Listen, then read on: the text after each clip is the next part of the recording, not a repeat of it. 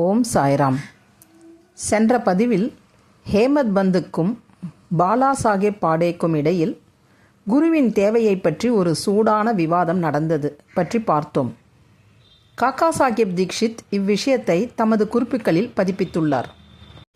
ஹேமத் பந்த் சாயிபாபா சந்திப்பிற்கு அடுத்த நாளில் பாபாவிடம் காக்கா சாஹேப் தீக்ஷித் சென்று தான் ஷீரடியை விட்டு போக வேண்டுமா என்று கேட்டார். அதற்கு பாபா ஆம் என்றார். அவர் எங்கே போவார் என்று யாரோ கேட்டார். பாபா உயர மேலே என்று கூறினார். அதற்கு அம்மனிதர் வழி எப்படிப்பட்டது என்று கேட்டார். அங்கே போவதற்கு பல வழிகள் உள்ளன, ஆனால் பாதை கடினமானது.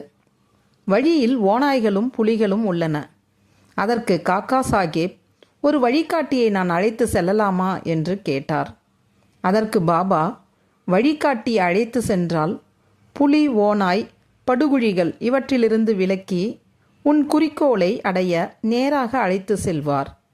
வழிகாட்டி இல்லை என்றால் காடுகளில் நீ காணாமல் போவாய் என்று கூறினார். அந்நிகழ்ச்சியின் போது ஹேமத் பந்த் அங்கிருந்தார்.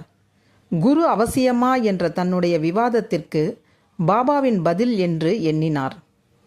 ஒரு மனிதன் சுதந்திரமானவனா அல்லது கட்டுப்பட்டவனா என்னும் விவாதம் ஆன்ம விஷயங்களில் இருக்கக்கூடாது.